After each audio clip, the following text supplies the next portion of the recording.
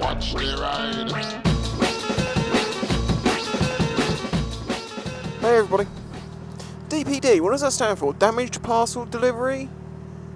Something like that, isn't it? Anyway, it's story time again. The last time I told a story, which was the times I got in trouble with the police, but not really in trouble, and the time that the police told me that a Coke bottle was an offensive weapon. A plastic Coke bottle, empty. If you want to watch that, it'll be linked to the end. But today we have a story which involves bike rides, friends, let's think the late 90s probably.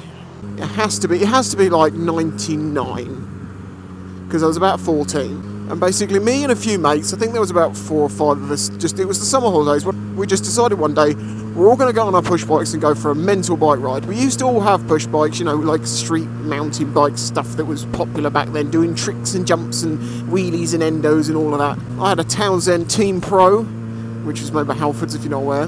Nearly every single component on it was replaced. I don't know why I built on that frame. And it had animal stickers on it. Oh yeah, I was cool back then. Anyway.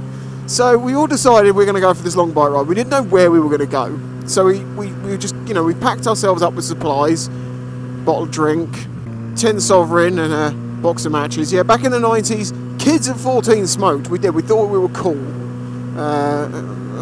What can I say? How times have changed. But then again, kids can't really do that so much these days because, well, back then, 10 fags and a box of matches and a packet of KP chewing gum would have cost you less than £2. I think it worked out to be, or less than £2.50. It's a sunny day. We've got our supplies, we got on our push bikes and we cycle. And we get up to the bridge, because we started at the bottom.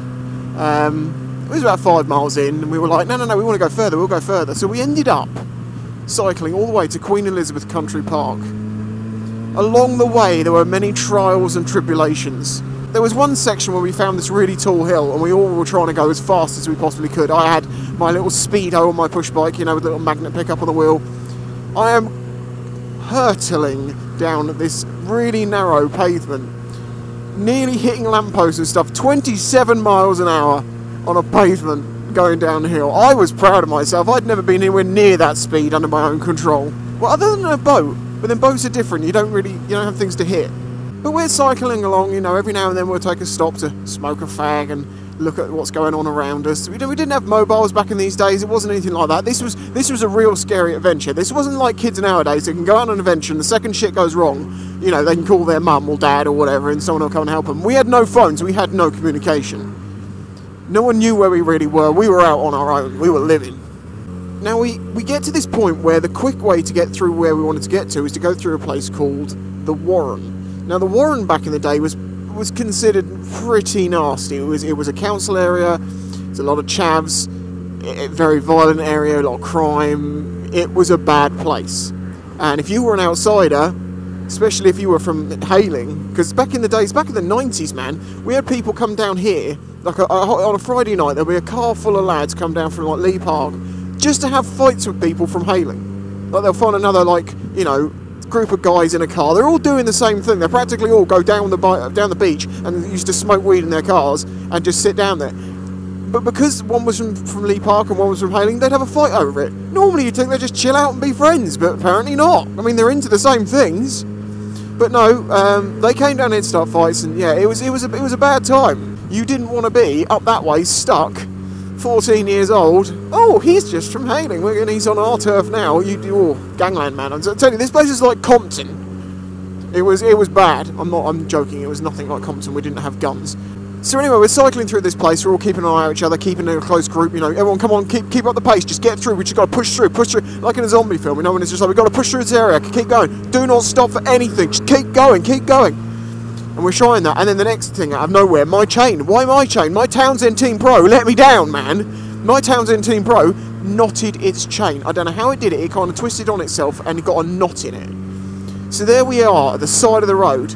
Most of them have just cycled off. They're like, you know, one man falls behind, he's left for dead. This really is like zombie territory, you know. Someone starts getting eaten, leave them, it will keep them occupied for a bit.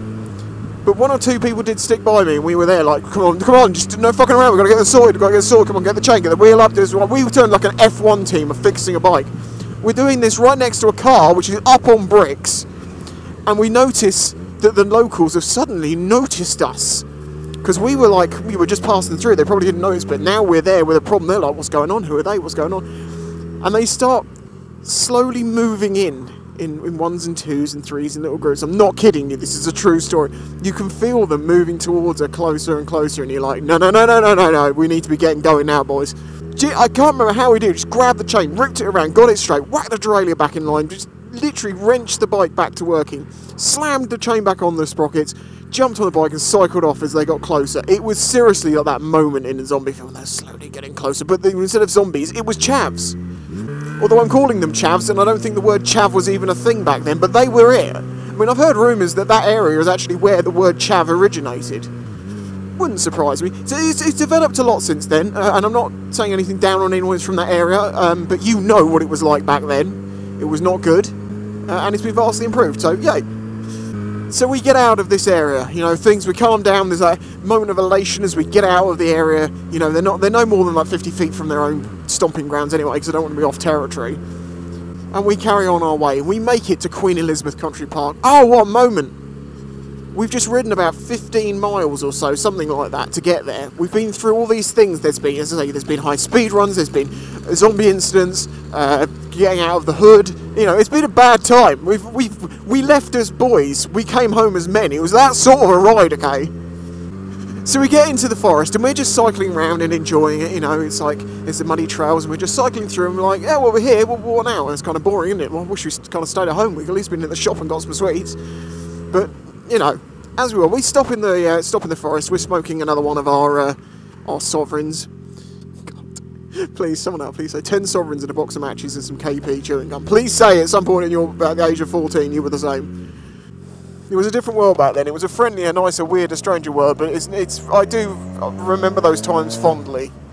Anyway, so we're in the forest. We're cycling through, and the next thing we see is like some camperish type van parked up in a small clearing. Now, I don't think they're supposed to have camper vans in there at the time. There's this camper van, and there's this guy stood there, and he's got like jeans on, but no top, and he's got just some boots on, and you know, he kind of looks a little bit like Crocodile Dundee, but the ugly English version. It's slightly fat as well. And he's teaching his what must only be 6 or 7 year old son how to hurl a giant knife into a tree. I mean, give the guy his due. 2 times out of 5, he probably would get it to stick in the tree. But he's teaching his son how to throw this knife, and I'm just thinking, what the fuck? This is some deliverance shit. You know, when you come across something like that, you just like...